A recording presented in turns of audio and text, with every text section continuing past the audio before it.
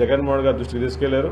జగన్మోహన్ గారు వాళ్ళతో రైతులతో మాట్లాడి ప్రస్తుతం కూడా మాట్లాడి వైఎస్ఆర్ కాంగ్రెస్ పార్టీ తరఫున ఎప్పుడూ ప్రజలకు అండగా ఉంటామని చెప్పేసి జగన్మోహన్ గారు రైతులకు అండగా ఉంటామని తెలియజేయడం జరిగింది.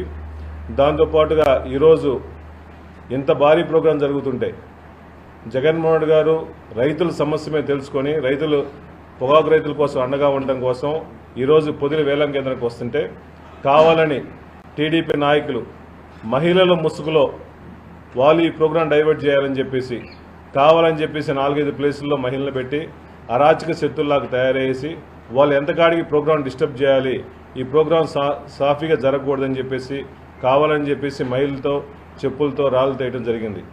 అయ్యా మీరు గమనించండి, ఈ కూటమి ప్రజలు కూడా కూటమి నాయకులు కూడా మేము ఇంత ప్రోగ్రాం చేసుకుంటా ఉంటే మీరు కావాలని నిరసన ఇంకో ప్రదేశంలో చేసుకోవచ్చు కదా.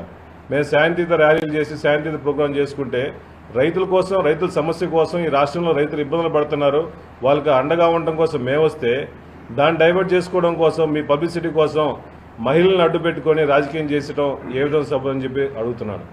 అదేవిధంగా మాట్లాడితే మహిళలందరికీ జగన్మోహన్ గారు క్షమాపణ చెప్పాలన్నారు.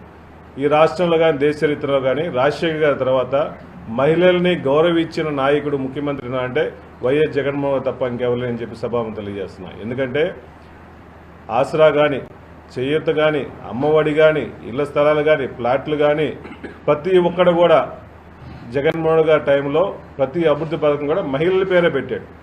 ఈ రాష్ట్రంలో మహిళలకు ఎక్కువ పెద్దపీట వేసి వాళ్ళు డెవలప్ చేయాలని చెప్పి ఆర్థికంగా డెవలప్ చేయాలని చెప్పి సామాజికంగా డెవలప్ చేయాలని చెప్పేసి జగన్మోహన్ గారు మహిళలకు ఎక్కువ సపోర్ట్ చేశాడు.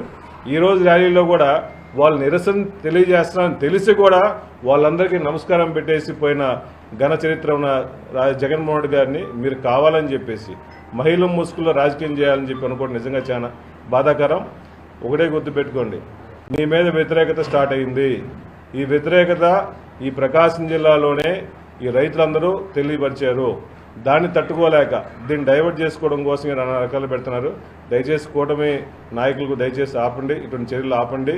ఈ కార్యక్రమంలో కావాలని చెప్పి రాళ్లు దాడి చేయడం వల్ల మా కార్యకర్తలు కూడా ఇబ్బంది పడ్డారు, తలలు కూడా బయలుపోయినాయి.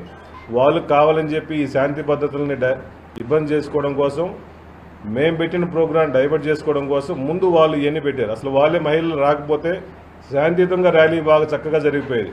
కావాలని చెప్పి ఏదో గలబా చేయాలని చెప్పేసి ఇంటెన్షన్తో 2-3 రోజుల నుంచి మహిళలను అడ్డుపెట్టుకొని కావాలని ప్రోగ్రాం చేశారు. దయచేసి శాంతి పద్ధతులను విఘాతం కల్పించకూడదు.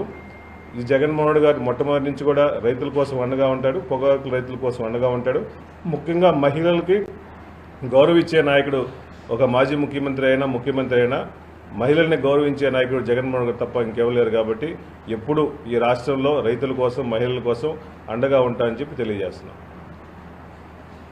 కూర్చో